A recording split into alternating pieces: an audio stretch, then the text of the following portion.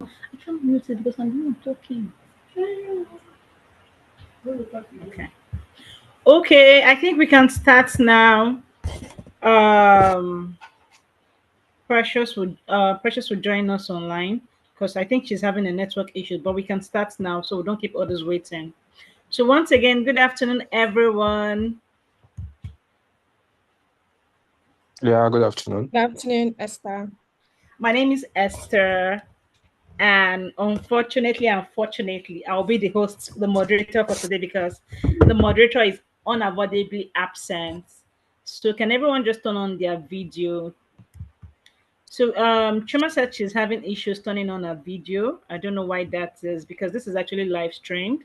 So we need to see everyone, and the audience needs to see the people that they are talking to. So while we wait for her to turn her screen on, let's just start with Mr. Precious AKZ. Can you please do a brief introduction of yourself? All right, thank you very much, Esther. Can you hear me clearly? Yes, I can hear you loud and clear. All right. So my name is AKZ Precious. The managing director of Event Payment Services. Uh, Event is a fintech brand. We're licensed by CBN as a PSS. That's Payment Solution Services Provider. So that's in summary of who I am and what I currently do. Yeah, thank you. Thank you so much. Adelugo, can you briefly introduce yourself? Yes, I can. Hi everyone. Hi Esther. Thank you for having me here. My name is Adugo. If it's a mouthful, you can refer to me as Ada. Oh no, there are two Adas here, so Adugo Yeah. is yeah. Okay, so I'm the co-founder and chief operating officer at SocoSQ. SocoSQ is a social commerce platform for small business owners, offering them like an all-in-one platform to get online stores, manage their businesses fully, and sort of like assist them with growth by offering marketing tools for them. And we currently operate in Nigeria, Africa, but we're looking to expand beyond Africa. Before Super SQ, I have like a deep background in marketing, and yeah, I think that is it about me. Okay, nice to meet you, Adelugo. Nice to meet you, Esther. So, Ada, can you introduce yourself? Yes. Hi, everyone. Good afternoon again. My name is Adohan Jamaze. I am the founder of Nova Media and Communications. I am a Nova Media and Communications is a public relations firm. So I have over 12 years experience in the public relations and communications industry.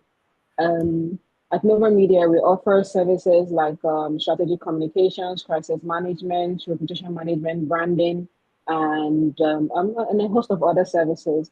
We have clients, we work with clients in Nigeria, UK, and the US, and we operate in most of the African countries. Thank you so much for having me here.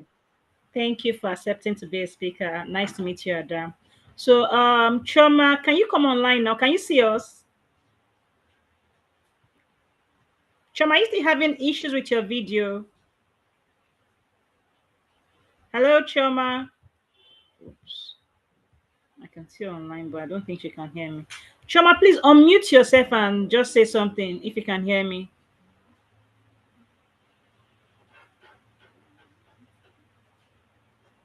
Okay, I don't think she can hear me, but she's online. Choma. Okay, so we're just going to begin. So, like we all know, Hi, Esther. okay, good. Hi, Apologies. we can see you, Yes. yes. Yeah, so I should leave shortly, then come back on to see how that works out. Okay, all right, that's fine. So just do a brief introduction of yourself before you go off. Okay, great. Hi everyone. So my name is Chioma Chinweze, and currently I'm a marketing consultant that actually feeds into the Nigerian market and also the sub-Saharan market as well. So I've had the opportunity or the privilege to work with brands like Casio, Also worked with brand like Skeet Store, work with brands like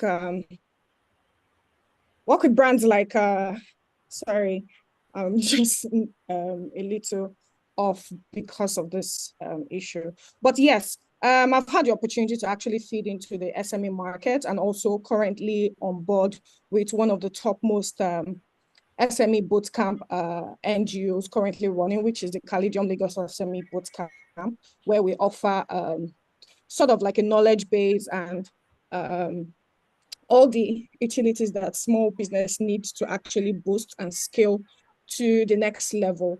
So yeah, I think that will be all for now. That'll be like my short introduction for now. Thank you. Thank you, Choma. Thank you so much. So you can just go off and come back again so that we can see if it will work. So we apparently we have two Precious here. So I'll just to clarify it, I'll be calling Precious AKZ and I'll call the other one Precious so we don't have issues.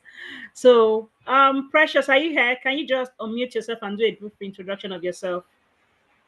Hi everyone, good morning. Good morning. Afternoon. It's raining where I am, so it feels like morning. Anyway, my name is Precious Adola. Yes, I'm currently the head of growth at Suppliers Technologies. Suppliers Technologies is a fintech that provides access to financing for businesses in Africa. So before now, I've worked in the retail space across different tech platforms, auto tech, logistics tech, and I'm currently in fintech. And I also have a knack for FMCG retail, right? So I'm a very customer-facing person, and I've gotten to the point where, I currently deploy strategies for growth across retail businesses, and I'm happy to be here. Thank you. Thank you so much for accepting to be a speaker. So, like we all know, Business Day is a leading Nigerian online newspaper, and recently we just launched a BDTV, and this is live streamed on our BDTV, so you can always go back to watch the video. And so, the essence of this SME clinic, it's actually a monthly thing. So, we want to, because a lot of people SMEs, they find it difficult. It's not just about the money aspect. They also need to know about the other aspect of their business.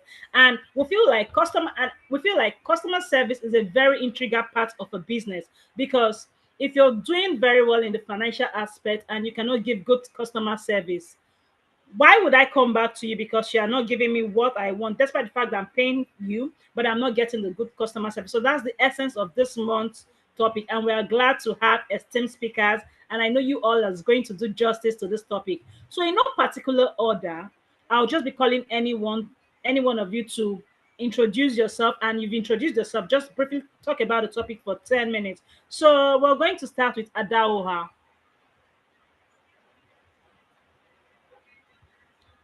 Ada, are you here? Yes, I can hear you. Good. Yeah. Okay.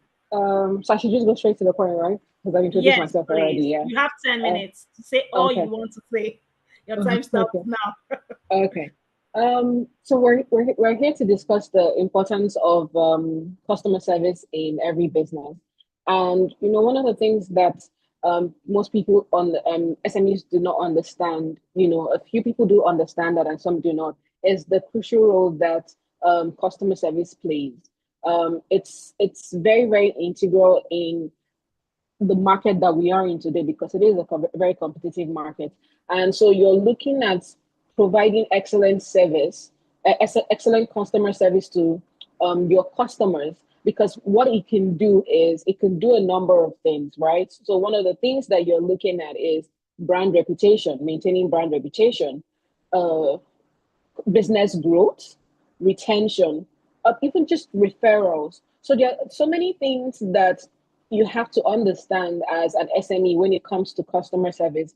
You have to understand that in creating customer service, the goal of your business is to meet customer needs, is to provide services. And if you are not providing excellent customer service, it becomes an issue for the business. It threatens the life span of your business. It threatens even customer loyalty. These are some of the things that you have to consider as an SME in order to grow, because it's a competitive market. So what you're not doing right, another business is doing it right and is getting it right. And so in understanding and meeting the needs of the customer, you have to make sure that you understand all your customer preferences. right? In understanding their preferences, you're able to tailor different customer experiences that would work and suit for every customer.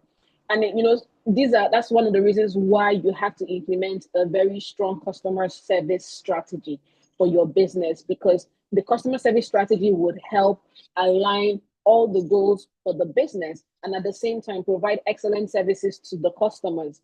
You're looking at making sure that you have the right personnel, because sometimes people don't seem to understand that customer service to an extent starts internally. If your employees are properly trained, if your employees are customer centric, you've gotten it, because that helps with the interaction and how they even interact with your external customers, your stakeholders. These are some of the things. So you're looking at people, and you're looking at hiring people and training people that are customer focused. You're looking at people with the right attitude, and there's certain skills that you're looking out for when you're considering that. You're looking at patience, you're looking at understanding, you're looking at someone that has a genuine desire to help others, that's a genuine desire to work in an environment that would promote growth. So you're looking at, and then for you to also have that, you're looking at what are the technologies. This is 2025.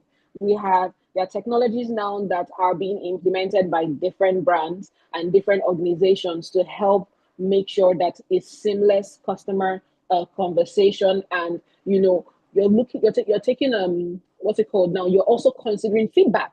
Feedback is absolutely important. I always tell people that when you call some of the banks, for instance, and you have an issue, you're complaining to them, what is the last thing they say?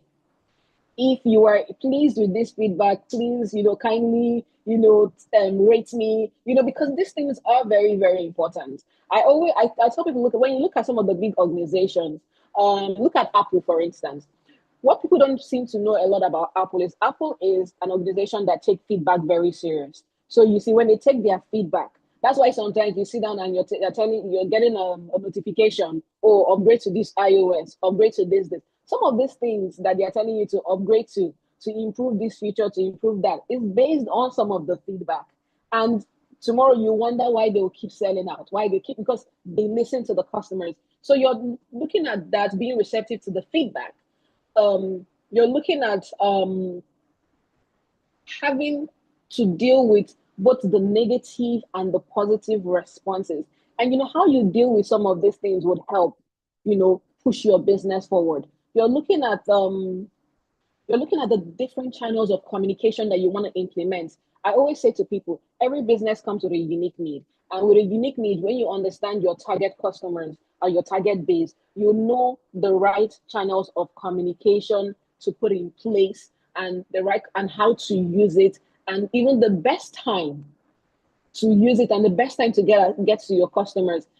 For me, and what I say to every SME, and even what I even implement, customer service is before, during, and even after a purchase. It is always there. It is always in everything that we do. It's also a case of collaboration, because with the customer service team, they have to constantly collaborate with the other teams. So it's not just the departments.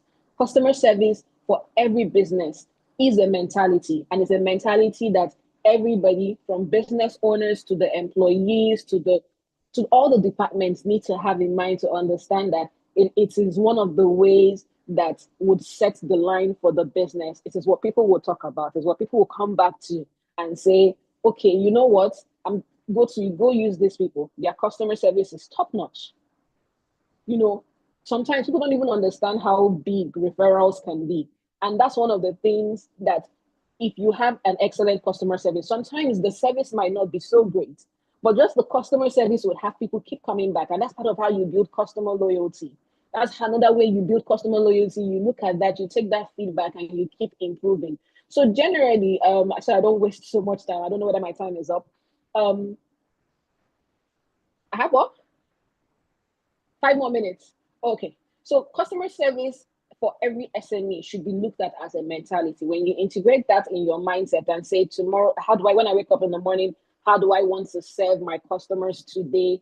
What are the smart goals that I'm implementing in my customer care and my customer service strategy? What are the when you look at the SMART goals, what are the measurable ones? What do we need to improve? What are these people doing? Does our brand reputation fit the customer service that we have in place? What do we continuously improve? How do we continuously make sure that we have customers that we retain, we have customers that we get based on referrals and continue to nurture, and then we have customers that we can always go back to and say, thank you for your referral, thank you for working with us or buying from us, and how best can we improve these services? There are different aspects. I think for me, the general thing is to make sure that every SME on this webinar understand that it is the mentality, it's not just a job, it's not just a department. You have it inside, it's a mentality. Even the way we respond, okay, so for instance, as a PR professional, there are days that I get calls 12 midnight, and nobody wants to get a call 12 midnight, but you know that if a client is calling you at that time, there's a situation. So I'm not waking up and I'm saying, why are you calling me at this time? My first reaction is, good morning, how are you doing? Is everything okay? And even with the approach, the customer, two things is either they're calling you for a critical issue or maybe an idea just popped into your head and oh, I'm so sorry I'm calling you at this time, or I have a situation and I need to solve it immediately. Please, I apologize. Oh, that's okay. That's okay. What is the situation? Let's get to it. It's not every day, but this customer, this little communication skills would help in a long way, because tomorrow you start wondering why people are calling you. They're calling you because of this. I always say to people, you go to the banks and the service is poor or the network is not so great, and you're losing your head. You're like, what's wrong with you people? And then the teller is just smiling. It's not always like this. One thing I would tell you is that we pride ourselves in having a good network, and you're rolling your eyes at them like, what do you mean? It's like, no, we don't have network issues. We do not, we never. And you're looking at them and say, is this not the bank that I've been using for the past 10 years? I mean, I recall last week I nearly washed plates because your service wasn't working. But it's the way that they continuously sell, and they continuously make you understand that, look, and this is years and months and weeks and days of training, and these are people that the bank knows. You walk into the bank, these are the first faces that you see. So you have to make sure that as a business owner, you constantly equip your people to understand that customer service is all around. And again, just to final notes, I will still repeat, it's a mentality. It is not just a job, it's not a department. And it's always very important that even as business owners, when we hire, we look at people, we understand their strengths and their weaknesses. And if it is not your strength, you can always work in another department and learn and have the people that genuinely want to help gradually build that business along with you, and other people fit into the right departments. Thank you very much.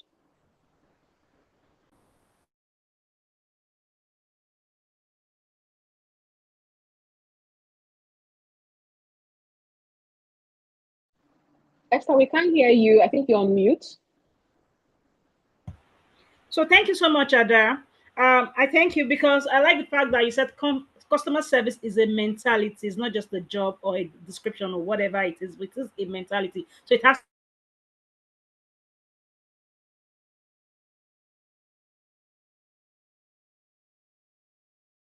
to outsider. Thank you so much, Ada. I'll have questions for you, but we'll come back to that. So, Chioma, it's your video working now? Yes. Can you see me? Yes, I can finally see you. Hello, Chioma. Hi. So the floor is yours for 10 minutes. I was not in the conversation, remember? So what are we doing?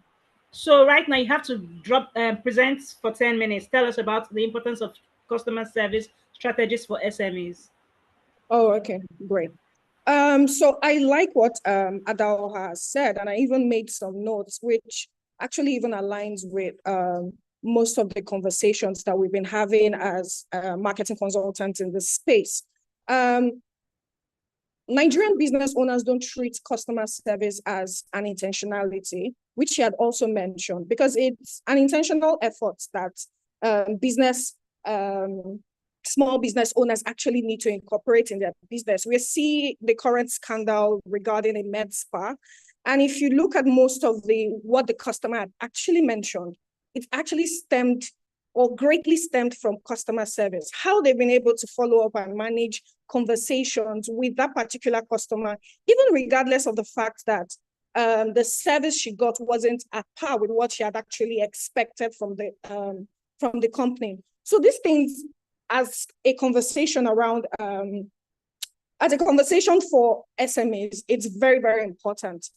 Customer service actually plays a big role in retaining customers, which a lot of small business owners do not understand as well. So as a small business owner, I would actually even tell on the fact that, okay, retaining your customer is actually way cheaper for you as a small business owner than acquiring new customers. We see the rising cost of ads, Google ads, every single day for small business owners. And most of them can't even afford it because we're seeing a lot of complaints currently in the space.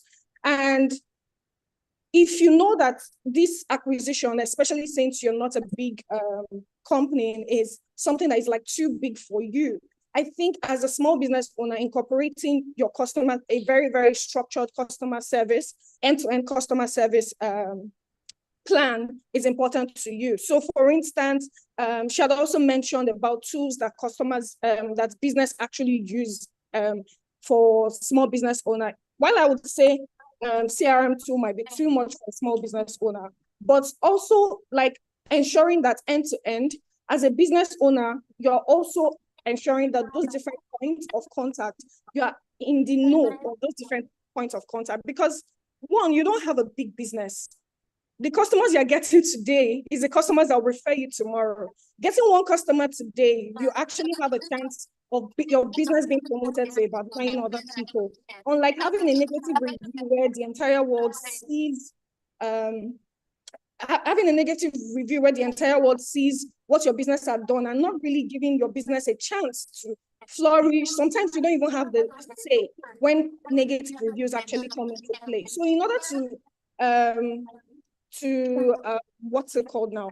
In order to position your business, especially in this time where the business climate is actually really, really bad. We are complaining about economic realities in Nigeria now. We're complaining about policies changing for small business owners. In the midst of all this, I think a key thing or a key strategy a small business owner should actually incorporate is customer service. And that customer service actually make your customers even loyal to you. It gives you that edge. It gives you that fighting chance. Now you say, okay, marketing, creating content, creating this, creating that. I've seen businesses where they do not even currently have, say, like a front end space, like say a social media channel, a social media platform to push their businesses, but they've been in business for over 20 years. Why have they been in business? What is the thing that is actually driving them for over 20 years? And bringing more people and referrals to them for over 20 years without marketing. It's customer service.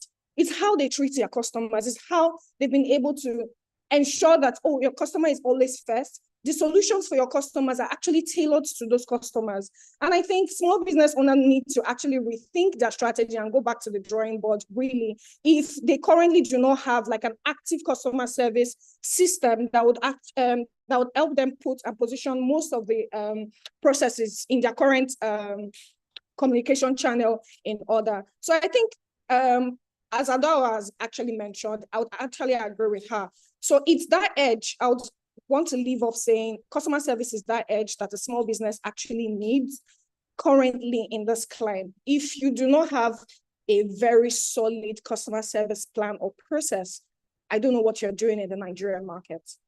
Thank you.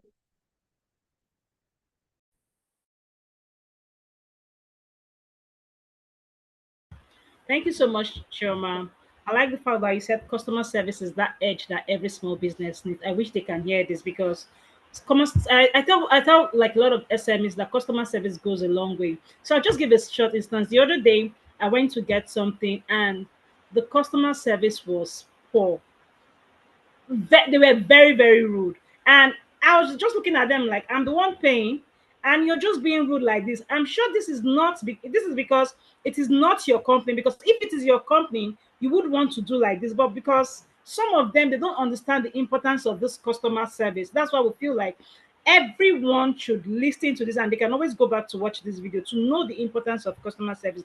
Thank you so much. And I like the fact that you also said retention is very cheap. It's actually very cheap. Instead of you going to look for a new market, you just call this one and say, "Oh, please."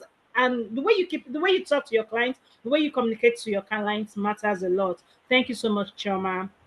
I have questions for you, but I'll come back to you. Ada Ugo, can we have you? I don't know why I guessed I was next. I really don't. That means you're in the spirit. Yeah.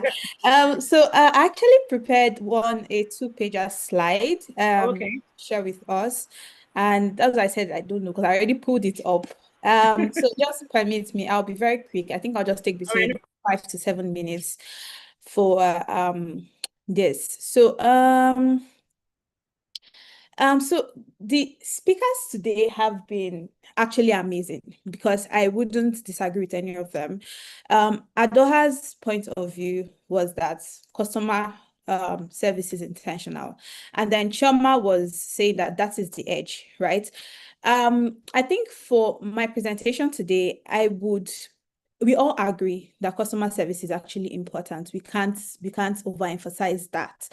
But I think my point of view would be smarter, not harder customer service, right? Because we live in a digital age, right? Technology is taking over. And even speaking from my own startup, my startup SocoSQ is actually an AI-powered tool for business management, websites, marketing, just that one hub, even for communication with your customers, for small businesses to be able to like manage and grow their businesses. So at the center of it all, I have seen how effective doing customer service the smart way and not the hard way, how effective it can be. So I will start with 2 scenarios. There are 2 SMEs. They both value their customers. They both have great products. They sell the same thing, but one person has more referrals, more retention. Let's just assume that they are on the same visibility level, right? And this person that has more retention, more referrals to their brand does it because they do their customer service a smarter way. And what do I mean?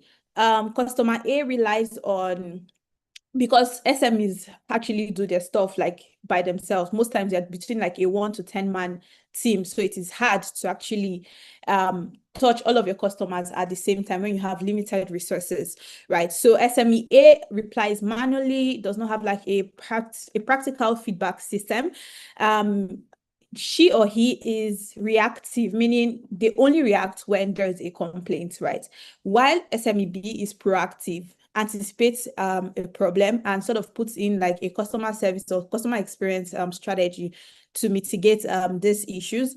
Sort of has a preset FAQs, autoresponders to sort of, customers always have these questions in their heads, and if you can anticipate what these questions are, then you can even answer them before they ask you, right? And that's what I call smarter customer service. So I'll just be highlighting 6 simple ways which SMEs can actually improve their customers' experience. Like I said, it is very easy for small businesses to have competitors, right? Because you're a small business, you are definitely going to have a lot of competitors. So what keeps your customers isn't a great product, because those other competitors have great products. It is how your customers feel or the experience they get when they interact with your brand. So these 6 simple ways to improve your customer experience using by just combining like practical strategies and sophisticated tools, or not, I won't say sophisticated, but like tools that we really have at our disposals now and that are cheap or even free to use, right? So the practical strategy would be to implement speed. right? So in improving your customer experience, speed matters. So a customer wants to message you and they're messaging 3 other brands at the same time. What matters is how fast you respond to them, because customers get impatient, consumers get impatient. Even we on this call get impatient when we try to reach out to a brand and there isn't any prompt response. And what tools can you use to sort of implement like a quicker response time or to improve your speed?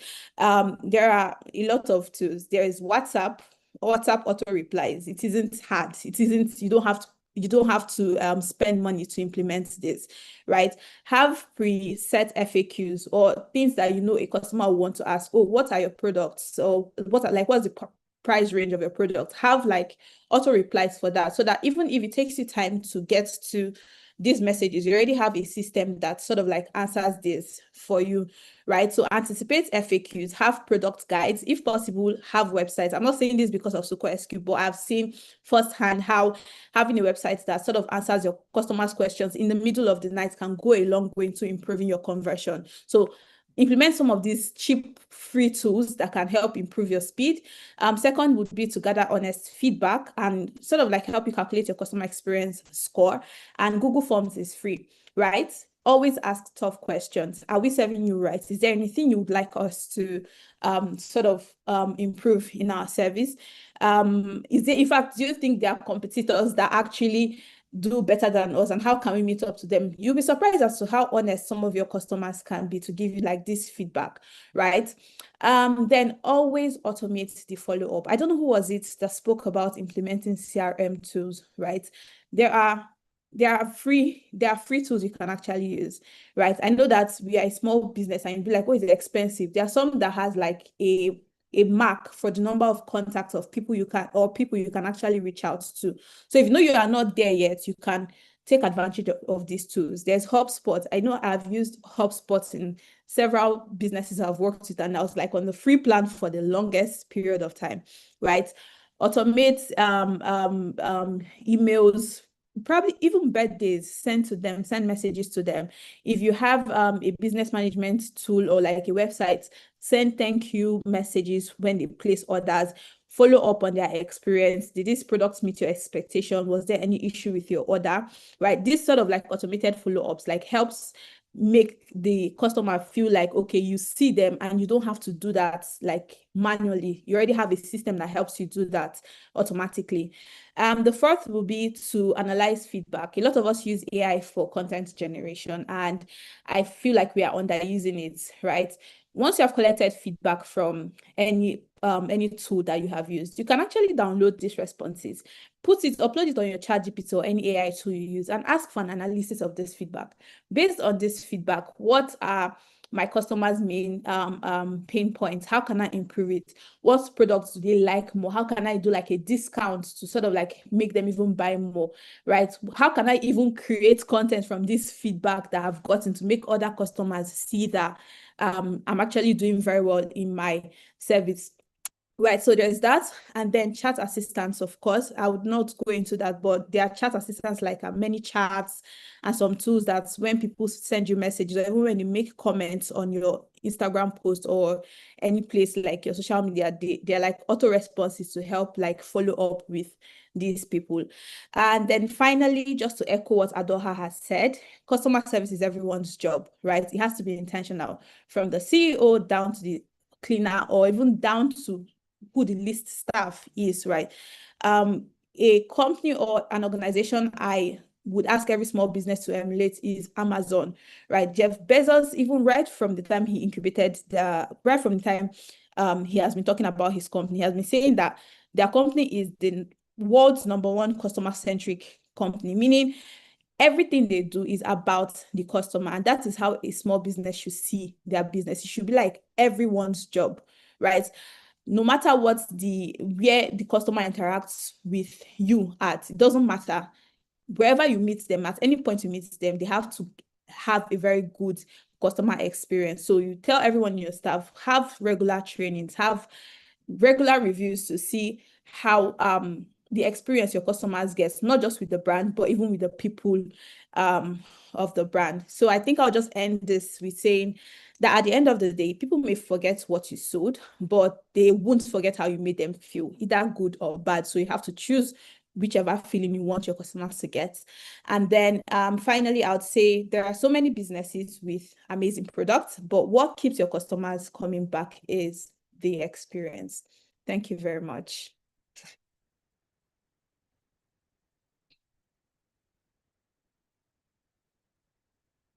Forget what you sold, but they will never forget how you made them feel. That's true.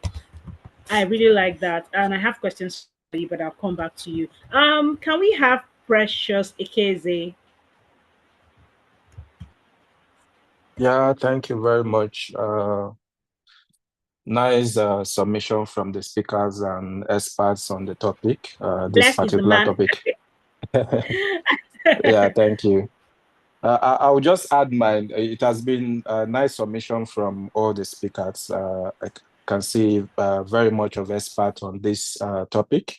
I will just add mine from fintech angle as a stakeholder. Customer service remains the shining light of every business. You might not have a robust customer service infrastructure, but you can start small, but smart. Personalized attention can make up for lack of fancy systems. Fancy system, I mean, I see many SMEs would want to have, you're starting up and you want to have this robust customer service infrastructure. But it's something that if you personalize attention, you can make up for lack of fancy systems. The idea is to start small, but you still come out correct with the limited resources at your disposal. Customers may try your products, but they stay because of how you treat them, the expertise you offer them. Good service makes them feel valued. Nothing drives retention as much as customer feeling included. They are not just another sale, but a partner in your brand journey. It will be so hard for your competitors to sway them when you build a very good customer service. They feel like they are cheating on you if they should leave you. So it's much of that kind of scenario. Like I mentioned earlier, the intention of SME and the intention of also having a good customer service is to make sure that you're not just trying to be what you're not, or you're not just trying to offer solutions you cannot in terms of customer service. You have to set clear expectation upfront on pricing, time delivery, the service scope. You can put it this way, over communicate, but always under promise when this works, but over deliver. Customers don't mind limits. Every customers would like surprises. It's better to promise to deliver in 3 days and deliver within 24 hours than to promise to deliver in 24 hours and you keep the customers almost all the days in not delivering your promises to them. Some SMEs are over tempted to overpromise because that's what sells the offer. But you can only do that when you know you definitely deliver. Some of effective service strategies for customer care that I can say from the part of a stakeholder is you have to be reachable and responsive as a customer service. You have to create a simple feedback system. One of the speakers also mentioned something around reward system. You reward people. It doesn't have to be giving out money. A reward can be in form of you're able to remember your customer's birthday. You're able to send thank you messages. Those are also some kind of how you reward loyalty of your customers. When there's a mistake from your own part as the service provider, your customer service is able to own this mistake and also be able to fix them promptly. There are also skills like using names in your communication, remembering to follow up on the feedback that you get from your customers. So these areas will help you also to make sure that your customers are always happy with you. There is no customer that doesn't like a good customer service. So it's not just about the technology that you build for your product. For instance, in our service, yeah, we have the technical department, we have the marketing department, and all other departments. But we know the customer service get the hit of every issues, complaints, queries. But how are they able to handle these issues when it comes up? It forms a very solid foundation for your business, that you have a good customer service, that as much as your customer service are empathetic, they should also be professionals. So people are not carried away by emotions. Where some customers, users who have issues might trigger you with their complaints or their queries, and at no point should you allow emotions to get over you where you have to react to customers negatively. So I'll just sum it up by saying that every business should have a good customer service. It doesn't need to be robust. It doesn't have to be too much of an extraordinary thing. You can work with the limited resources that you have, but you can always come out good. So that would be my submission, in addition to what other experts have added so far. Thank you. Thank you so much, Precious. Because it was nice hearing from you. I like the fact that you said over communicate, but always on the promise, but over deliver. I like that part. I'll take to that lines. Thank you so much. And everyone has been saying feedback, feedback. At the end of the day, most times they have to see SMEs do this customer service, they take feedback, but what do they do to that feedback? Most of them just take the feedback and drop it. Some don't even work on the feedback. It's just everybody has said I should do customer service, I should have a feedback. What would I do with this feedback? I'll come back to you, Precious AKZ. For now, let's All take right. our last and final speaker for the day, Precious. Hi. Hi. Okay, so I think I'll just go straight into it. A lot has been said, and honestly, I think we have actually done justice to it. But I'd just like to throw a bit of my own 2 cents on the matter from a growth perspective.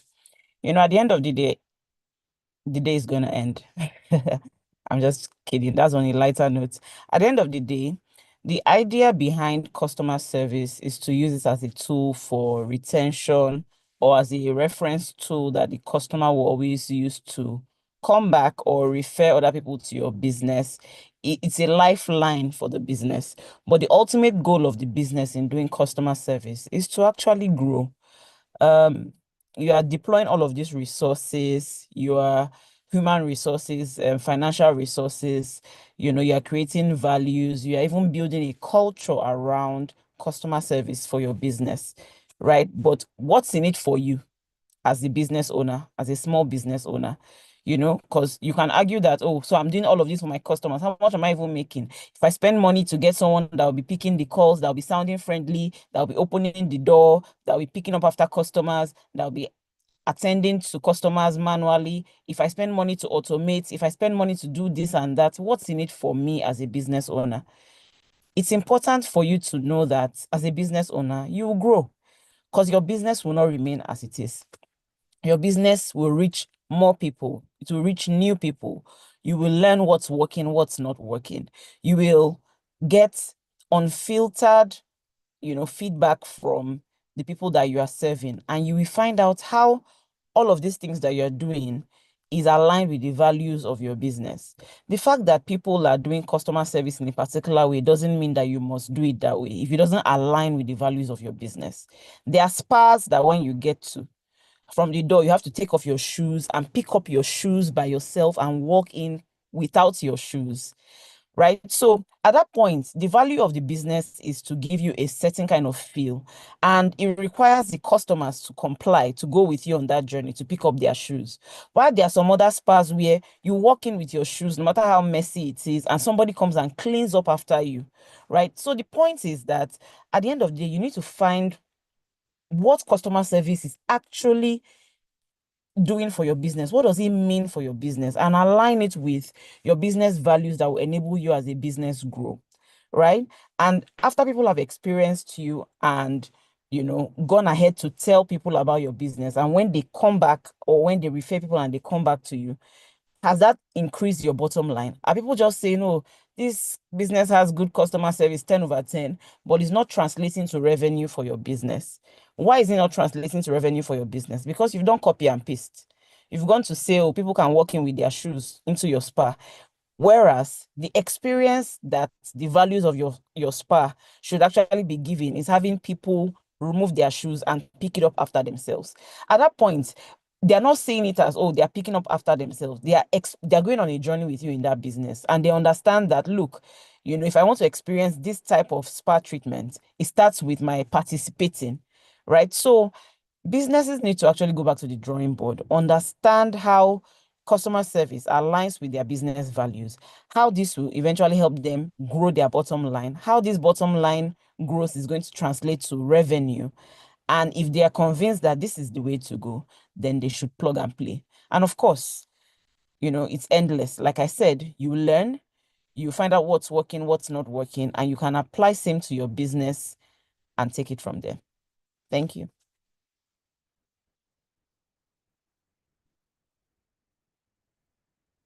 Esther, we can't hear you. You're on mute. Yeah, thank you so much, Precious. Thank you so much for this. I like the fact that you said everyone has to know why customer service works for their business. Don't handle your business because A is handling this.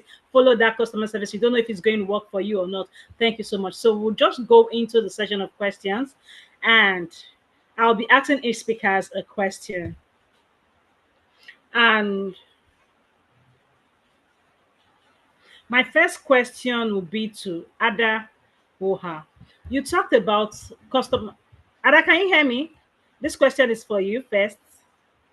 Yes, I can hear you. Okay, you talked about customer service, how SMEs needs to have strategies for their businesses for customer service. As a PR person, can you tell us these strategies they need to put in place for their customer service to be very effective? Okay, so the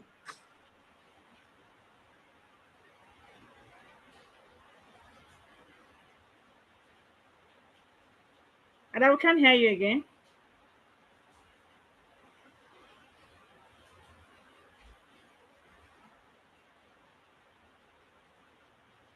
Hello, Ada. Oh, I think we lost her. I think we lost her.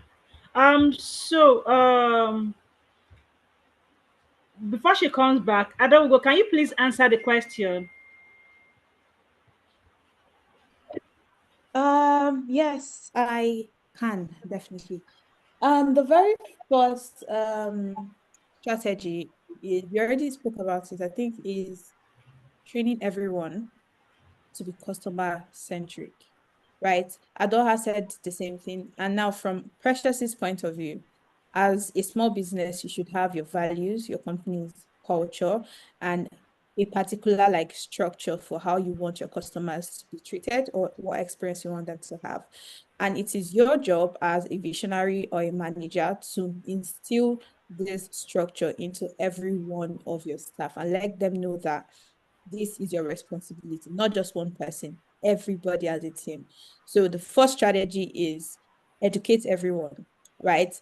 Then other practical strategies would be, I am a believer of automation, right? I'm sorry, but that is how I see things, right? Coming from marketing, growth, have seen firsthand how automation can reduce workload and even help manage resources, especially when you don't have a lot of resources at your disposal.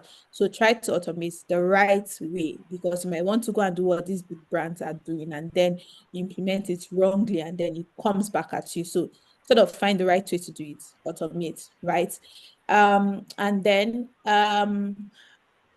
I mean, I think this is a personal POV for me, but I think that hiring staff that align with a company's sort of CX goal is very important, right? For instance, people customer experience is not just when they buy from you, even before they buy from you, even before they think about buying from you. That is when the customer's experience begins, right? So you have a content creator who is talking about the brand, and her attitude, or his or her attitude, is sassy.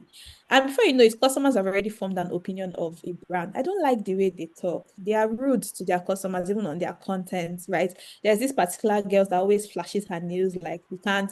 And it's so crazy. Maybe the person isn't even doing it intentionally, right? But because like people are reading a different body language, yes. So they already built up this perception. So sort of, I would say like when you are screening your staff or like getting new intakes, always make sure that they are sold on your goal, and then you hire people with the right attitude. And other strategies for me would be, like I said, speed. Speed matters a lot. When a customer complains, attack it with speed. When they message you or they try to make a purchase, make sure you attack it with speed. And like Precious, yes, Event, I'll call him Event. Like he said, set realistic expectations, right? If your delivery time is 3 days, speed matters as well. Make sure that on the third day you are delivering, not 3 days and a half. On the third day you are delivering. So implement speed in your delivery, in your response, in your proactiveness, and every other thing. And then yeah, I think other strategies, like I said, use tools. I've mentioned some of these tools. I don't want to go over them again. But some of these tools, gather feedback, please. Everyone has said it, but I'll say it again. Gather feedback. Feedback is very important, please. Gather it, right? So when you like combine all of these strategies, I feel like it could go a long way in improving like a customer service like strategy or even structure for a small business. Thank So, you yeah. so much, Ada. Thank you so much, Ada. Adawa is back. Adawa, can you hear Yes, I us? apologize. Yes, I can hear you. I keep getting kicked out, so I don't know what's going on here. Sorry. Okay, so did you still remember the question, or we should come again? Yes, please. Can you go Okay, ahead and ask the question again?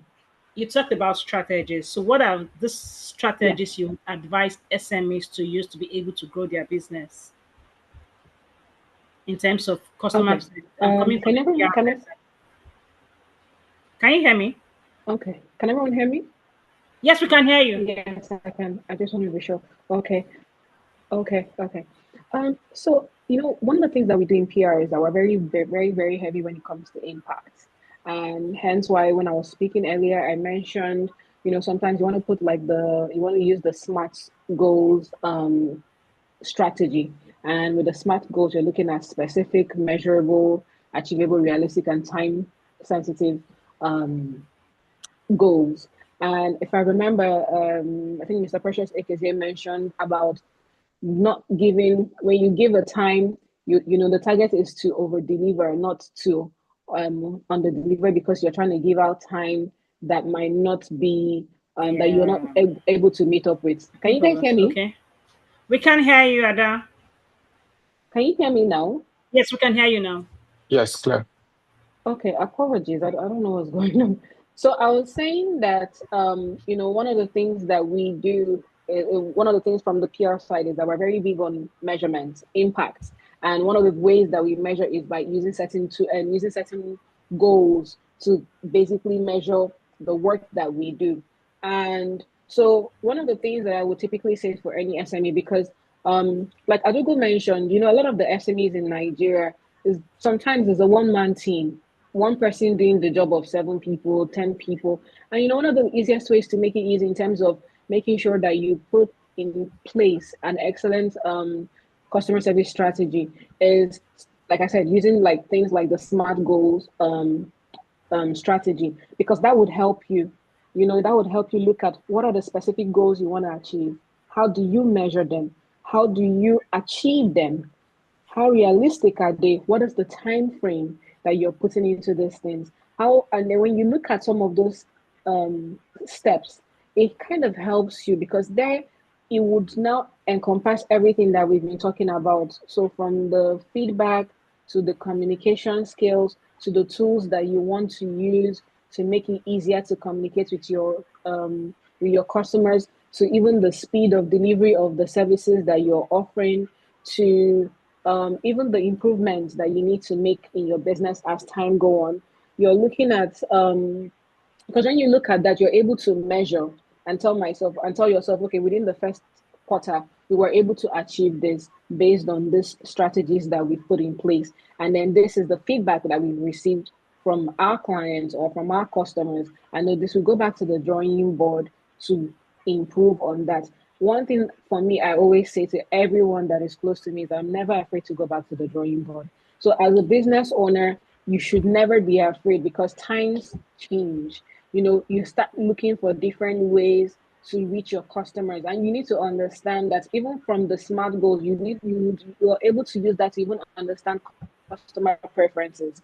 Are there customers that prefer to be reached via phone calls, or do they prefer emails? How do you follow? What time of the day? That's why sometimes if you look at sometimes when people send out surveys or when businesses organizations send out surveys, they're asking you what is your best mode of communication? Is it phone calls? Is it emails?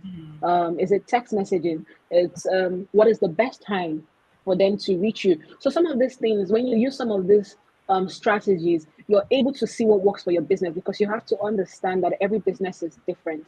Every customer needs sometimes is different, and you want to make sure that whatever strategies that you implement is tailored to offer the best service to your clients, and also come back to your business as a way for your business to grow and excel in the industry that you're practicing in. Thank you so much, Ada. Thank you so much, Ada. So does any other speaker wants to add to what Ada Ugo and Ada has said? Ada Square. Does any other speaker wants to add anything to it? I think they've done justice to the question, so nothing from my own end on the questions. Thank you so much. Thank you so much. How can Precious? This question is for you, right? So, how can SMEs measure the effectiveness of their customer service efforts? Because, like you said different companies with their different customer service. Don't do because A is doing this customer service and you have to do the same customer service. So, how do they measure the effective customer service strategies for their business? So typically they can use a CSAT measurement method, or they can do net promoter score. But the thing about those things are it's a bit advanced. So if you want to look at how they can immediately measure the effectiveness of their customer service impact, it's in the response of the customers. Because at the end of the day, customer service, the first leg of it is actually communication. You are communicating empathy, you are communicating trust, you are communicating quick response, you are communicating timeliness, or whatever it is that you're selling through your customer service approach, right? And so in communication, there's encoding and decoding. Once you've done that, and the customer has received this customer service from you, that's communication. So they are happy, right? Or they are whatever it is that they feel. So how you can measure is if the customer then goes ahead to do the things you expect them to do, having received this from you. So you've been nice to them. You expect them to refer a customer, another customer, another user. Have they referred? So if you are getting referrals, you are now beginning to measure, okay, how many referrals did I get from customers who we have interacted with or who have encountered us in this way? The next thing you can now look at is how many people per customer. So how many referrals per existing customer, right? And that can help you now begin to measure what is actually smart or impactful. Because if everybody is referring one person, then maybe it's flat. But if you find that certain people are referring 10 people, if there's a way you can measure that 10 referrals came from this particular customer, then you want to go deep and see, okay, at what point in time did this customer encounter us? Was it at the point of purchase? Was it at the point of inquiry? What made them actually refer? Is it the timing? Is it the person that engaged with them? And all those things will now enable you to amplify, like I said earlier, what is working, right? So if, for example, people are responding more to your female, assuming it's a business that requires you to call your customers or do a follow-up call on customers, right? And people are responding more to, just a very generic example, a female representative, right? Versus the male customer service agent. you want to double down on that. It's not coincidence. You want to find out what exactly it is or how exactly it is these people are talking to these customers that is making them respond in this particular way. And then you can use that to take strategic decisions in your business. Okay, so if more people are responding to female reps versus male reps, then I should get more female reps. If the reps are talking in this way, then I should ensure that everybody emulates their script to be in this particular way, on this particular tone, you know. And then if we've been able to grow our business by 10% by making these changes, it means that if we double this, then we should be growing by X% more. And then from there, you can continue to tweak and, you know, find what's working for your business. But at the end of the day, it's something that is customer service is not something you just deploy or copy and paste and say, you know what, so build the building, check. Paint the wall, check. Customer service, check. You continue to iterate with customer service. Yeah, thank you. Thank you so much, Precious. It was nice hearing that. Thank you so much. So, Ekeze, this question is for you because you came from the fintech perspective. So, I want to ask you, can you hear me, Precious? Ekeze, the CEO of Event, can you hear me? Yeah, sure, I can hear you. Okay, so this question is actually for you. So, what All right. role does technology play in enhancing customer service for SMEs? Okay, so pretty much everything about customer service in this era, it's based on technology.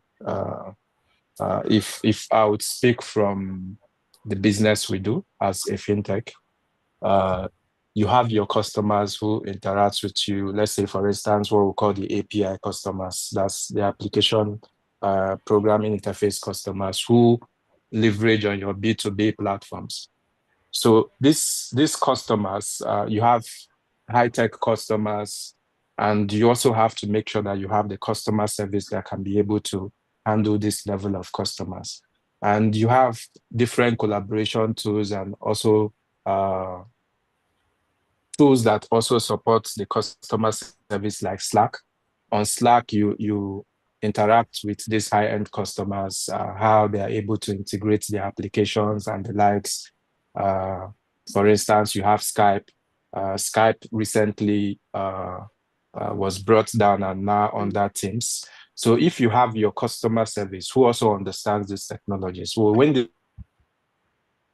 technologies are upgraded, or when there are measures, or when any tool is being brought down, but you have your customer service who is also able to evolve with the changes of things, it helps your brand. Adugo mentioned automation. It's just one of those areas where you see technology playing a key role in ensuring that you're meeting up to the trend and the requests or needs of your customers. There are many things, for instance, a tool like Slack can do. You see people pay for SMS. You get SMS when transactions are done, or when there's a service downtime, when a particular service is down. For instance, we have direct connection to the MNOs. Let's say, for instance, our customers are having issues with recharging their MTN data. And from the part of our Slack integration, it is automated in a way that customers receive SMS when there is a downtime on a particular service. So these are just one of the few examples or areas where automation really helps. And customers give you feedbacks on these tools. Some of the customers can reach out to you via any of your communication tool that you're using to communicate with them. How able are you able to also take cognizance of these feedbacks? I know you asked the question on that. I don't know if I could go ahead, or is a question you have to ask later on. You were saying something about, yeah. All right, so I think I'll leave it at that. That with respect to the question on automation of customer service. Yeah. Thank you so much, Precious. Thank you so much. It was really nice hearing that from you. So, Chama, this question is from you. Is for you, sorry. Can you hear me? Yes, I can.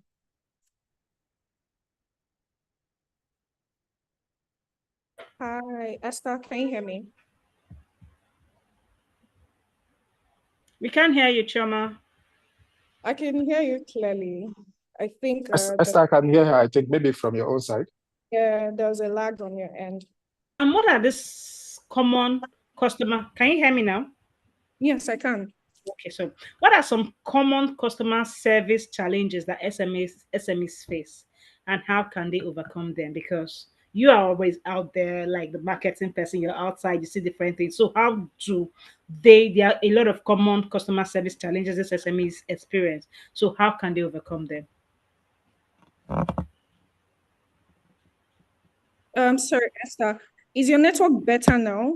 There was a lag at the beginning, then towards the end, but can you please repeat quickly the question? Okay, I said from your own perspectives, right?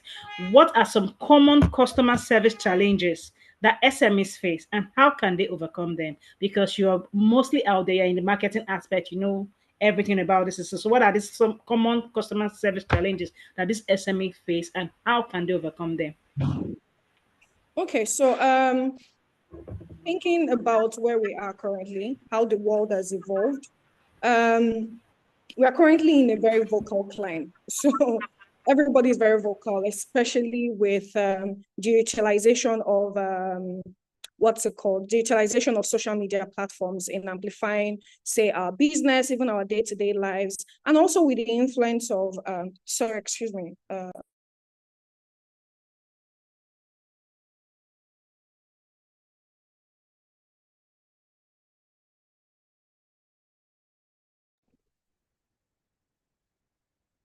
Okay, thank you. I needed to do something. Thank you. So we're currently in a very, very vocal climb. Can you hear me? Can everybody hear me? I think Esther's frame is frozen. Okay, great. So the challenges I would see that I've actually seen small business encounter are possibly the first challenge would be communication. So okay? I think Esther has gone off. Should I continue? I was still on the live stream. Okay, great. Yes, I think you can go ahead. Yeah, I can hear you. Okay, great, awesome. So I think a major issue is communication, which is what a lot of customers have been very vocal about. So what I've seen in the Nigerian, like in our local customer space, business space, is for Nigerian small business owners, their customer service ends after a purchase. So which is like the which is the very, very small part of customer service. Customer service is quite extensive. And the more we start treating customer service as the soul of our business, the better and the improved, more results we continue seeing. So a major challenge for small business owners are actually communication. And several speakers have mentioned on the call that business owners actually need to invest in training their staff. And I can recall someone saying that, especially not just training their staff, getting a staff that actually aligns with your business goals. Because if the customer service representative does not understand what your business is about, there's no way the customer service rep is going to treat your customer the way you want your customer to be treated. If they do not understand that, okay, at every given purchase or after every purchase, a customer is supposed to feel the certain way. There's no way they can actually give the customer that experience at all. There's really no way. So as a customer, as a business owner, it's very, very important that that channel of communication, even if it comes to you attending to customers, showing your rep or your staff how the end-to-end process is supposed to be like.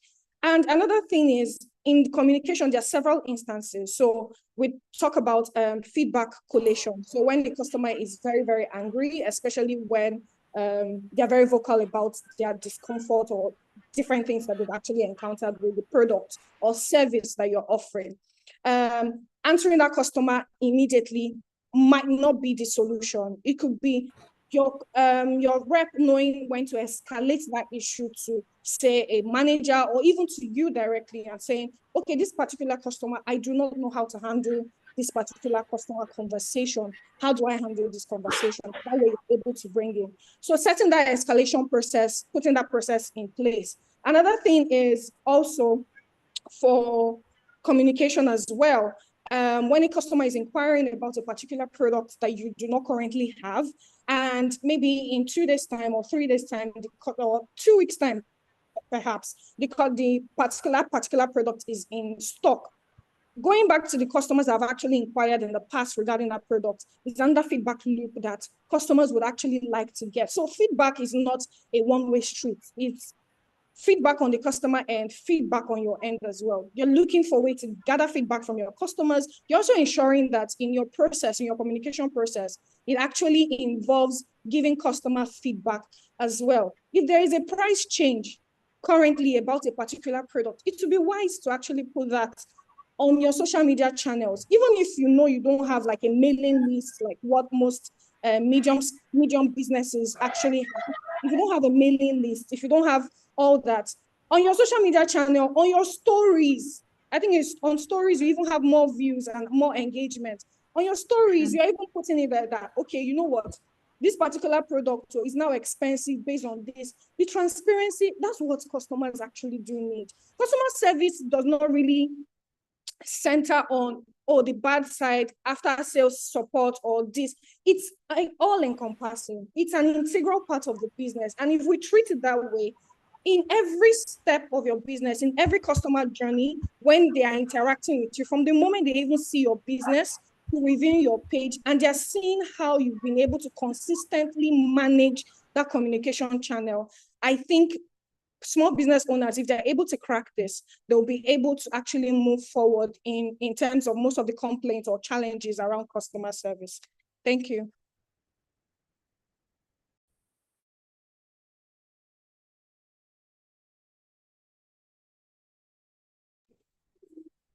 Can you hear me? Hi, Esther. Yes. Yeah, we can. I think Esther is frozen. Yes, we can. Yeah, yes. I think Esther's network is shaky.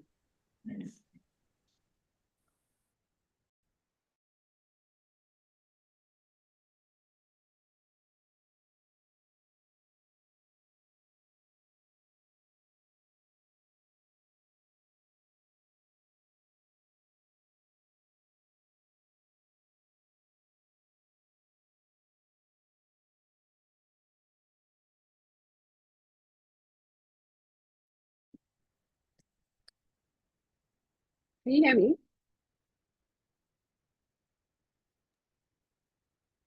Hello? Is Esther on the call? No, I think Esther's network is Okay. yeah. Mm. Esther, can you hear her? Great. Okay. So I'm just thinking that maybe while she's trying to figure out her network situation, we maybe should we can continue the share some conversation. tools. Yeah, maybe Okay. share some tools that people like SMEs can find. I know Adugo had mentioned using tools that are affordable or that are free for starters. I mean, if we can maybe share some of the tools and maybe have the SMEs go and take their time to research about the tools, tests, because I'm always a fan of, if I see a new tool that I feel like can make my work a lot easier, I like to go try it out, and if it works, then I find a way to implement it. Maybe we can share some tools that maybe we all use in our different businesses that are good for SMEs. Because I'm sure you've seen on social media, you find some people that would do like a list of tools that are literally almost affordable or free for SMEs. So maybe we can share some of the tools that we all use, and for different systems in our businesses that also help us with our customer service. And while we're waiting for Esther to get back online, yeah. I think Adalgo mentioned a very critical tool. If I were to go first, she mentioned something very critical. And as a small business owner myself, and also a consultant, a marketing consultant, I would say people actually limit their use to ChatGPT. So let me give an instance. So I was, I'm really, even as a person, personally, I'm not really a patient person. And sometimes I have conversations, and in order to not seem like, because communicating, especially, I understand that English is our first language, but sometimes with everything that is happening, the scape, everything currently in the country, everybody's angry. But you cannot bring that anger, that sentiment into your business. During communication, if small business owners can actually tell their customer rep to have a particular tab. So what I do is, for any new person coming into the business, right, I tell them to create based on the email I create for you. So for instance, if you're coming in at future options, so taller at future options. So use that email in creating a ChatGPT. That ChatGPT, feed it with your JD for that role, feed it with the responsibilities that are needed for the role. I'll give you KPIs as well. Feed it with that. Then feed it with your responsibilities in that role. Then tell ChatGPT that it will be your assistant from that point on during your role in that business. So for instance, if your role is to manage customer communication channels from when they're inquiring about the product, steps you need to do, things like that. Even when they're even coming with very negative feedback, put that based on what you fed it and based on communications that you keep feeding it on a daily basis. It will help you easily manage conversation channels and even also manage the customers in terms of communicating the right things based on what you fed it. If you don't feed the AI system what you need it to do, if you're just putting something generic, it will bring something generic. So we have to learn how to like personalize that tool. The AI tool is actually very extensive. I've used it for so many things and I'd be like, wow, it keeps wowing me every single day.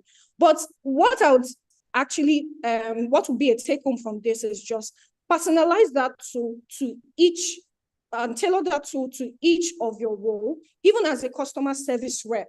As a customer service rep, ensure that you feed it the necessary information it needs so that it can give you tailored responses even to the customers.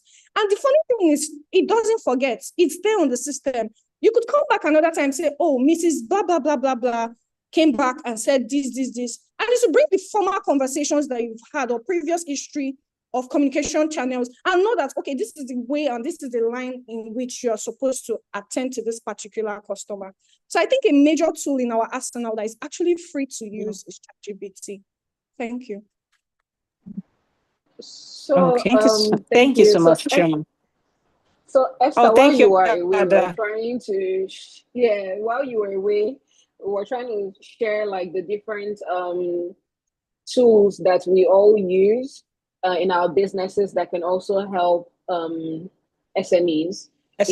You know, and like Adu had mentioned earlier, there are tools that she would typically use, and she would also encourage SMEs to use that are from free to being affordable. And that was what Choma was just trying to share. So I think you can go ahead and continue. Thank you so much, Ada. Thank you so much, Ada. So this particular question is for all the speakers. So we'll start with Chief Ada. So how can SMEs use customer feedback to drive their business growth and improvement? Because most of the times you see people telling you, "Oh, drop a feedback." You might just complain. So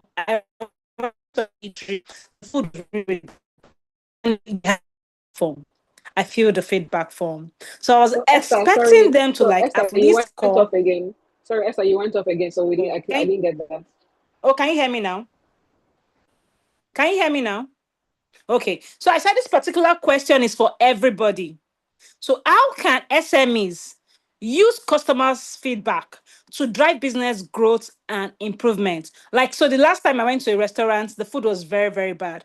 And they had a feedback session. So I had to feel the feedback to tell them about this particular food, to say, okay, I was expecting them to like reach out to me or say something like, oh, sorry, we saw your feedback.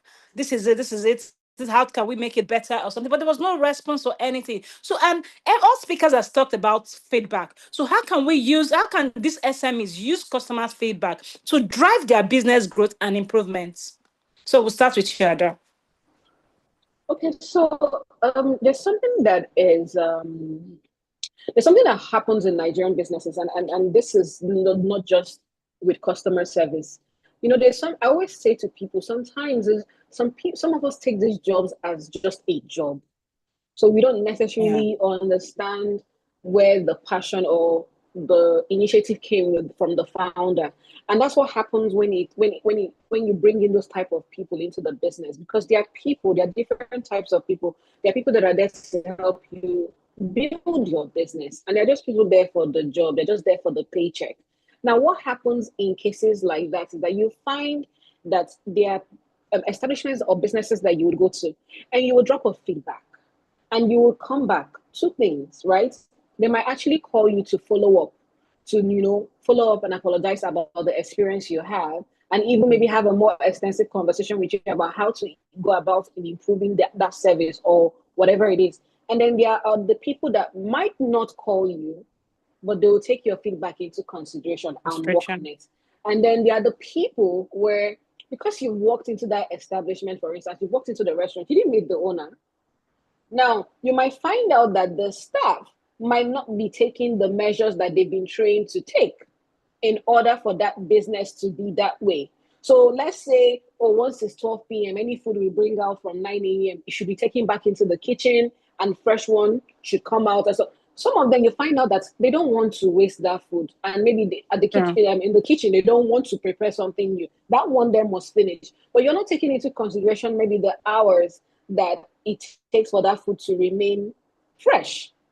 And so what happens is you come in, you buy the food, you complain about it, you drop the feedback, and as you walk out the door, they tear your feedback notice, they tear your feedback form and throw it in the bin. So it doesn't get to top management, it doesn't get to the owner. So people don't know what is happening. So there are different instances, but what I would speak on are the people that actually take the feedback serious. When you hear the people that take this feedback serious, you find out that they take the feedback.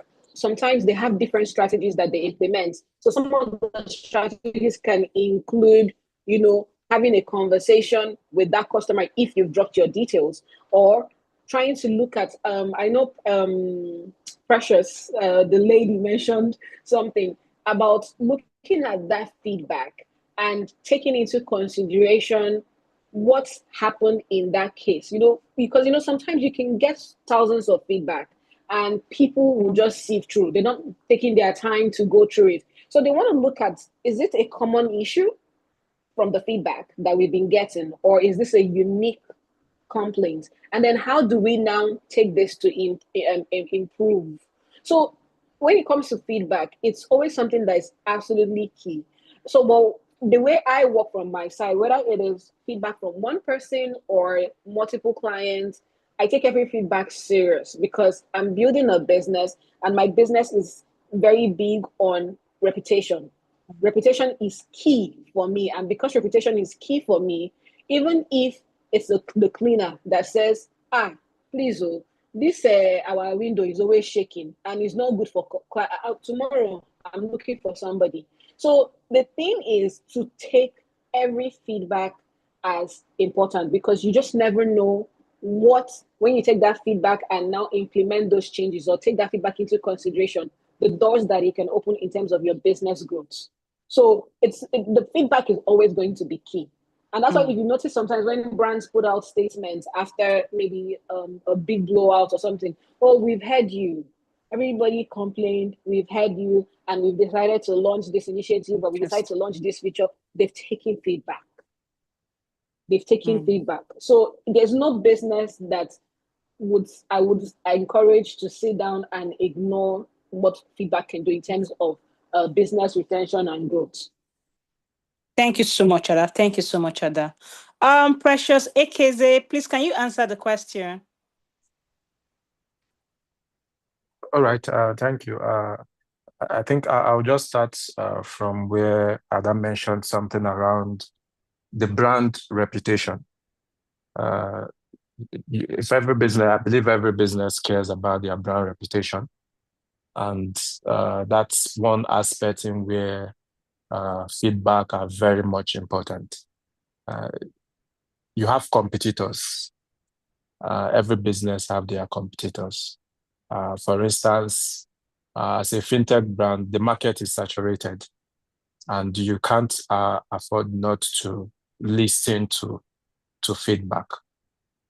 This feedback enables you to adopt, evolve based on the customer's insights, and it helps you to stand out. Customers' feedback helps companies to stay ahead of trend. You can be able to respond to changes quickly and deliver better experience than your competitors. So neglecting your customer feedback is much like a missed opportunity to connect with your audience and also to improve your offerings. You want to be innovative. You want to renovate things that you have built. If your business is around technology, even if your business is an FMCG business, you want to renovate how you offer your products or your services to people. And these are things that customer feedback helps to do. So embracing feedback is much like a strategic asset that ensures your business remains relevant and shows how responsive and resilient you are in an ever-changing business environment. So feedback is not something that should be neglected.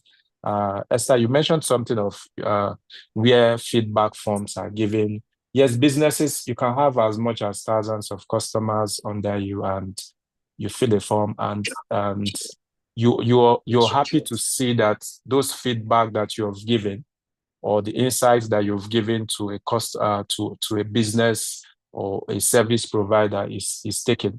So when those insights are taken, it helps your business very well. For instance, for us as a business, we have as much as more than 10 banks as partners. And sometimes these partners come as feedback. We've had a director from one bank who integrated on our platform for merchant services. We provided them POS terminals, and that same director referred another bank to us. And this and in this director's part was how we're able to deliver our customer service offerings to them when they call, how they are being attended to, how their queries are being handled, be it from the API integration, how the customer service are trained to know what to do at a particular point in time. So the feedback can increase your referrals. So, and I don't think it's something that any business should take for granted, the feedback that is being given to you as a customer. An illustration was given. You have a restaurant, and let's say your cleaner comes to tell you that the window is broken. And yes, it's expensive to fix that window, but you can create a wrong perception to customers who walk in every day to see that they pay you across the counter, but you cannot just fix a window that someone has told you to fix. So it stays there, and the business is now giving a wrong perception. So it's very important part of strategies in the business to take very good note of feedback that has been brought by the customers. Yeah. Thank you so much, Precious. Thank you so much, Precious. It was really nice hearing that from you. Okay, Precious, can you please give us your own intake on the question, please? You have to repeat the question, or you have to repeat. Oh, okay. I said, how can SMEs use customer feedback to drive business growth and improvements? Oh, okay. So I think I'll just pick it up from what I said the last time, and I'll keep it short so that it doesn't sound repetitive. The idea of engaging with customers from a customer service perspective in the first point is to leave a lasting impression.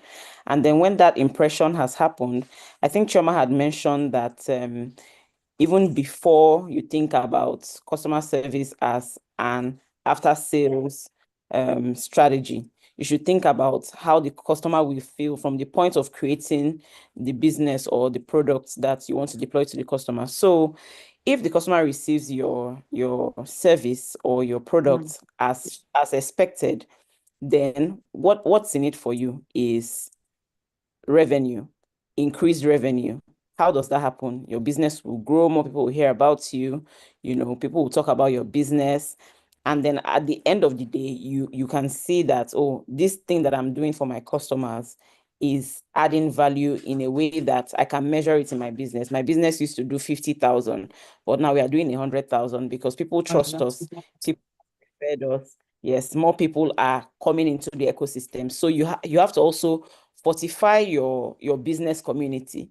It's not the same approach that you used to manage your customer base when it was 100 that you will continue to use when it becomes 1,000. It will break, right? So these are some of the things that you have to continuously think about when thinking of the impact of customer service on your business, what's in it for you. And you have to also think ahead to be able to maintain it, to prepare for the growth that is coming or that you're expecting from deploying the service in the first place. Thank you so much, Precious. Thank you so much, Precious. Tris, Adogo, can you just give us your intake on the points? On the topic, please. Yeah. All right. So everyone has actually said their points have actually touched on like what I was actually going to say, but I think I'll come from how implementing this feedback can help these SMEs grow, right? When I was presenting, I spoke about feedback analysis, right? Yeah. What happens after you gather multiple feedback, right? Feedback can come in terms of like a single customer's review, or you even like having an outreach to all of your customers and asking for their honest feedback, right? So how do you analyze this feedback, and then how do you take the results from like your analysis and then help like implement it for business growth? So first is first is having a measuring, how would I put it, having a metric, right? Precious lady actually spoke about some stats that you can use to calculate your feedback, right? Your feedback analysis.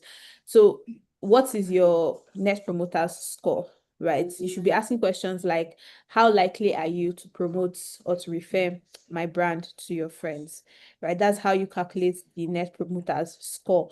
You should calculate your CES, which is the customer experience score.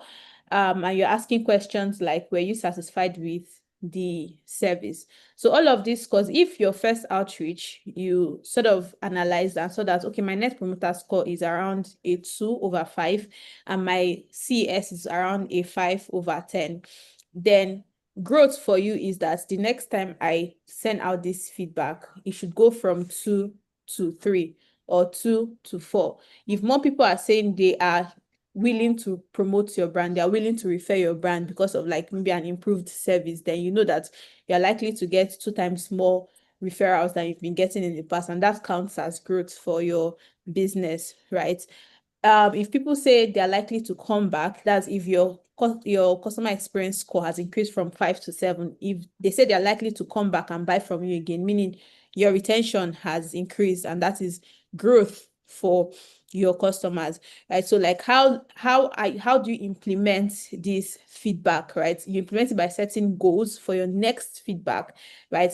Take back when you take the feedback, try and work on it. Even sort of reach out to these people and say, okay, we got your feedback. We're working to make sure that we fix this. Once it is fixed, let them know so that the next time you're asking for feedback, you can see a visible like movement or growth from the previous metric to the current metric. And yeah, I think that's it. This is how SMEs can actually use this feedback and ensure that they grow as a result of feedback gotten from their customers. Thank you so much, Adago. So we'll just take Chioma's input and everyone will give us their parting words so we can end the session so we don't take much of your time again. Chioma.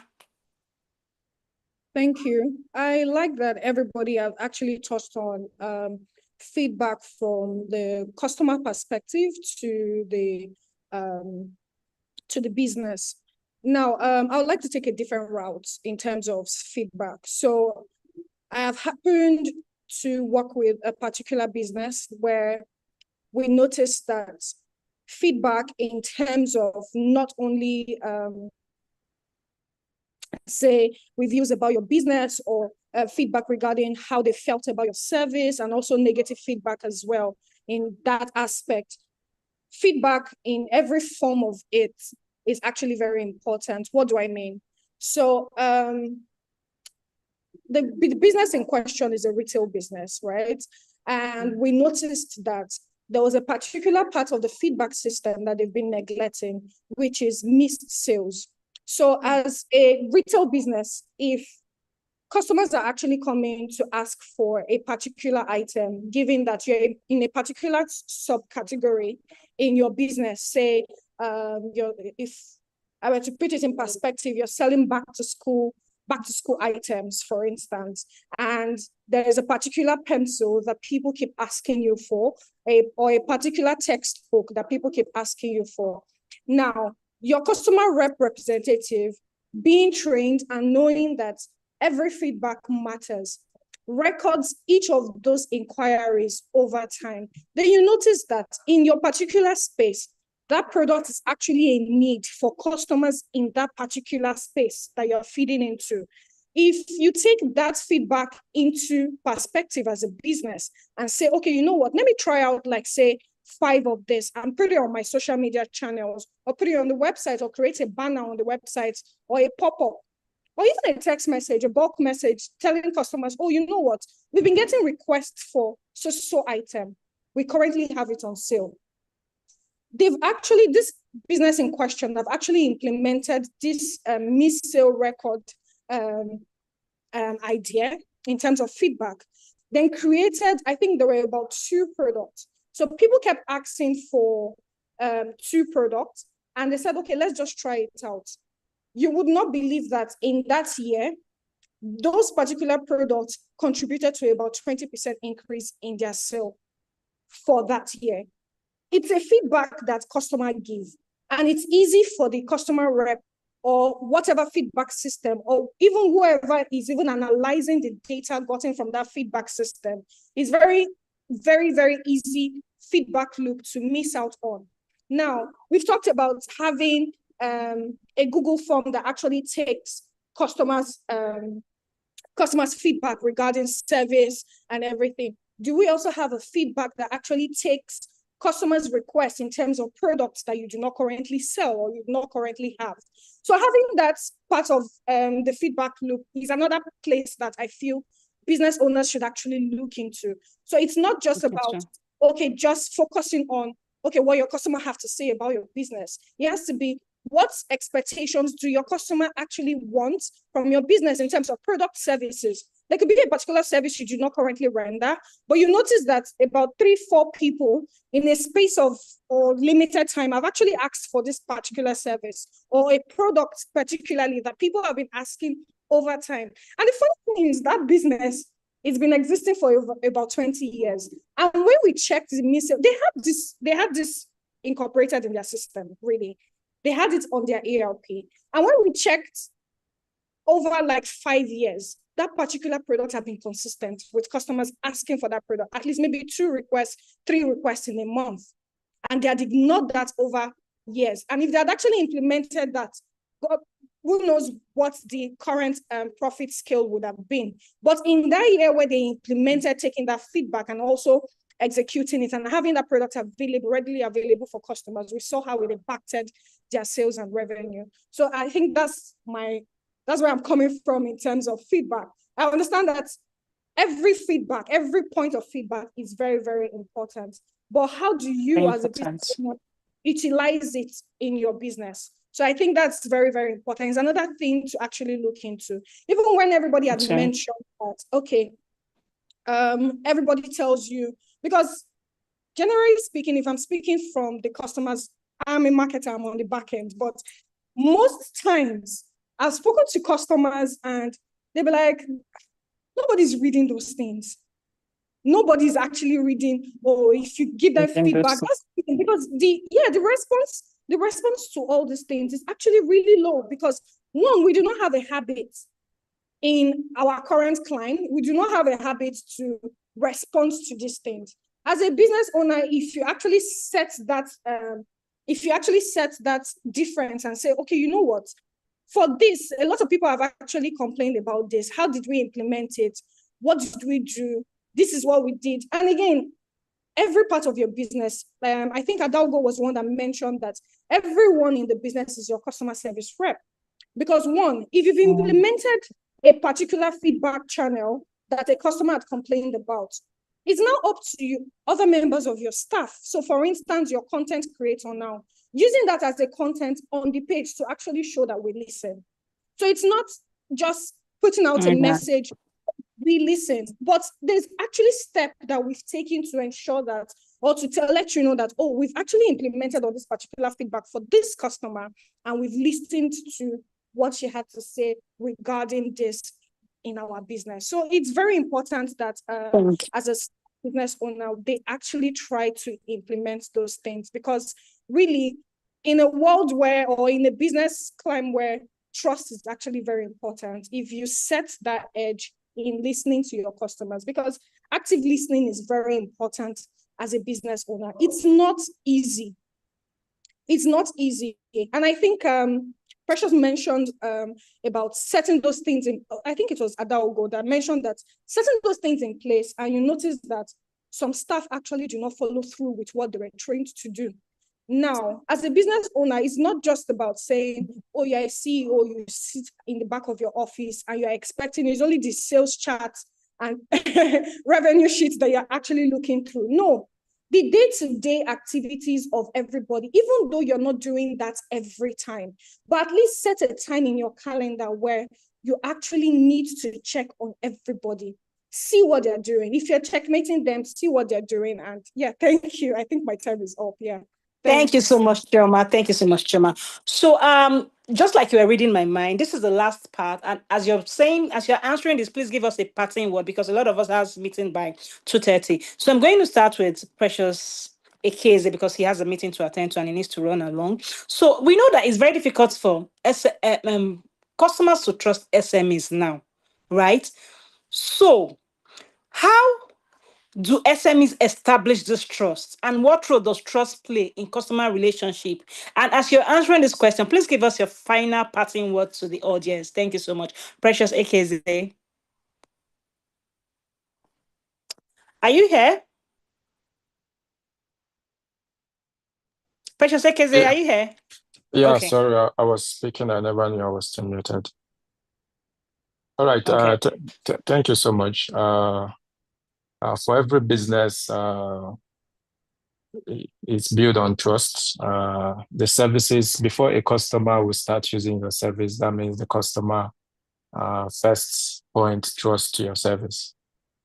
So most times when the customers use your service for the first time and has a good experience, it further builds that trust for that customer to return and also use your product for whatever you sell as a service provider or as a business. It is very, very paramount that your business is able, or your services is able to build that high level of trust on the part of your customers. And one of the things that I also say on the final note is that undermining your customer service, in effect, is much like undermining the future of your business. So there's a need for us to prioritize, every SME, prioritizing and investing in excellent customer support. Be it one of the speakers mentioned, you can narrow it to the offerings that you provide as a business. You don't have to be sophisticated to give a good customer service. You don't have to build an expensive infrastructure for a customer service for you to automate your system, which is one of the things Adogo has emphasized in some of the strategies that she mentioned. So the thing is, you're coming out clear. You're making your customers enjoy your services you're building the trust in how you're able to excellently deliver this to them. So it's not just an operational expense or an operational cost, that's customer service. It is a strategic advantage that safeguards your brand. It fuels revenue growth and builds lasting customer loyalty to your business. So that's how much of importance customer service is to every business, not just SMEs. Thank you. Thank you so much, Mr. Precious Ekeze. Thank you so much for being on this panel. Adaoha, do I need to repeat the question again? Adaoha. Sorry, yes, please, yes. Okay. Please do I need to repeat question. the questions? Okay, I said, it's difficult for customers to trust SMEs. So how do SMEs build this trust? How do SMEs build this trust? And what does trust do in playing? What role does trust play in customer relationships? What role does trust play in customer relationships, and how can SMEs establish this trust? Then after answering the question, you give us a parting note to this audience. Yeah, I mean, so trust is something that is continuously built in a business. It is continuously built. You don't at any point in time relax, because we are currently in an age where there's just so much happening. And for one moment, if you let your guard down, something can happen. And so you continuously have to build trust, because don't forget that when you start a business and you introduce the business first to your family and friends to start, right? They're buying from you based on trust. And if you continuously provide excellent services, they will tell their friends and their friends' families. And that's how word of mouth starts. And then you have your marketing efforts that you also implement to also get more people that are outside your social circle, to get them to buy from you. So, but you have to understand that for every single time that you're selling or you're saying something about your business, you're trying to get trust. And then when you even have the customers that now come and start buying and they're happy with the business that you offer, which is where some of the referrals and all that come in, it's still a continuous case of trust, because if just one mistake can have customers backpedaling and saying, no, we're not, this is not what we've been sold. And they're different. I always tell people that also, you don't forget that even with your customers, they're different personalities. There are people that are open to giving you second chances, because at the end of the day, they bought from you for years, and one mistake is not what's going to make them pull out. And then there are the people that in that moment, one is enough. And again, there's competition. You have other businesses that are offering the same services that you're offering. They're willing to go try other people. So it's a continuous thing. You have to continuously build trust and keep building trust. I mean, we even have it with the big organizations where, I bought this from you last week. And it was really nice. This week is tasting different. It's something it's like, I can't be doing this with you. So with trust, you have to continue building trust, because there are other businesses that are doing the same thing. But it's a competitive market today. So you have to continuously build that trust, and you're building that trust from the different aspects of your business, whether it is via feedback, showing that you're actually listening and you're taking note of the concerns that your customers might have, or from even internally, your employees. What level of trust are you building within that system? Because when you build a good trust system and transparency internally, it's going to show with their outlook and their outputs towards your customers. So there are different aspects of it. So trust is, for me, is a continuous thing. And then finally, there's always a feeling of joy and peace and happiness we get when a business provides great customer service. We can gush from now till the next year just about the wonderful customer service that a business provides. So that is why it is important in every aspect of every business, in all the departments. Customer service is always going to be key, because if you provide good business, people want to buy from you. Your staff want to remain in the job. Your people are willing to grow and build that business with you. So that's why I still maintain this first thing that I said, is that customer service is a mentality that every business owner needs to adapt, because it is there at the beginning, it is there during, it is always going to be there after any business. Thank you so much for having me. Thank you so much, Ada. It was nice having you on this session. So, Adam, go. Please, do you want me to repeat the question, or you heard what we said? Ada, go. Sorry, I was muted. So I heard what you said. I'll just be quick. Okay. First is how can brands build trust, right? Consistency. Be consistent in your communication, be consistent in implementing the structure. Maybe one other thing is to always reward loyalty, because people think that, oh, I have a particular customer, she can't leave me. That's not true. Someone else is also fighting for that customer with even a better product service, right? So always reward loyalty. And then what role does trust play in growth? I mean, trust is everything. I don't already customer relationship, yeah. Yes, okay, yeah. So trust is actually everything. I don't already said it. Family and friends buy from you because they trust you, right? So when you start treating your customers as family, as part of the vision, as part of the essence for your business, right? You build trust. You let your customers feel like your business exists because of them, because it actually does, right? They go beyond just being your customers and being part of the business, right? You see someone coming to say, I've been using this product for 10 years. They're not paying me for this review, but I think my family will always use it. It is that brand trusts you with their life that they can't even, the switching cost is higher than anything, right? So trust would help to turn your customers to advocates, right?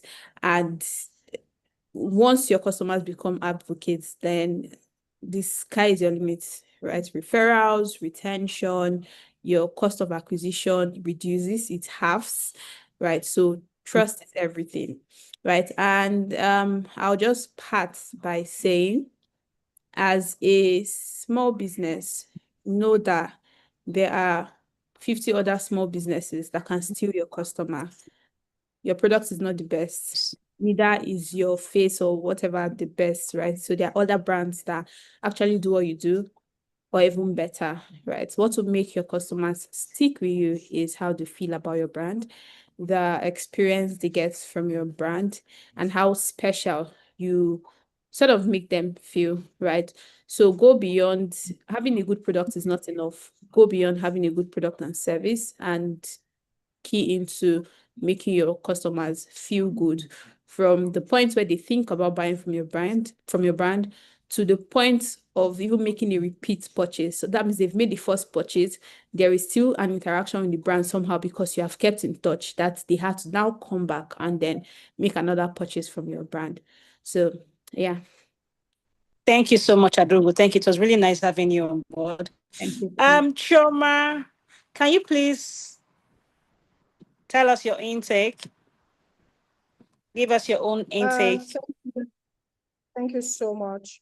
I'm really, it's been a great session, and particularly very pleased with what everyone has said so far. And the input from everybody has been very, very important. And as small business owners, I think we need to do more listening than actually reacting. So a lot of experts have actually spoken on this particular segment regarding customer service, and we've put a lot of nuggets out there. So how you've been able to take those things that we've said and actually execute it is very important for your business. So I think I'll make an example regarding trust. I'll make an example with a brand that I like, Buka Oats. So I've been buying from Buka Oats in a while, and especially what I like is their akara. So I'm always having issues with buying street akara because of sand. But with Buka Oats, there's a particular way they make it. If you're I don't know, but if you take the locally made one and Buka Oats akara, you would actually know there's a difference, because I think they whip their akara instead of turning it with the local. So it has a different consistency in the mouth. So I think earlier this year, I traveled in like mid December. So when I got back this year, I think around February, I ordered an akara and it wasn't what I wanted. There was so much oil, there was everything, it was just off. So the next time I was ordering, the person that was taking my order, I mentioned that I had this particular incident with this akara.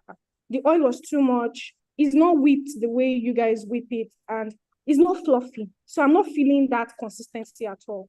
And she told me, okay, ma'am, I'll take this into consideration of what.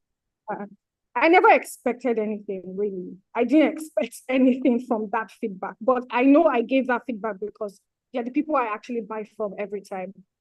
And surprisingly, they actually fixed that particular issue. I was really surprised because it's akara. So why would someone take, I'd given the feedback, but still, the normal Nigerian business culture here, we usually do not take feedback. So I was very surprised. And she also put like a mini pack also for me. I hope she doesn't get in trouble for this. But they also put like a mini pack for me that, okay, you know what, we actually heard you. And she reached, even before I even went back to her to tell her, oh, wow, you actually solved that problem for me now. She reached back to me that, oh, man, you got the akara. Have you tasted it? Is it what you wanted? That was, that for me would make me always want to, even though I have no choice but to go back, but still I can trust anytime. If someone even have a bad experience from my referral, I could trust that I could tell them that, oh, this person, I actually referred this person and I'm telling you now that they're having issues and everything. And I know that they'll solve that particular problem.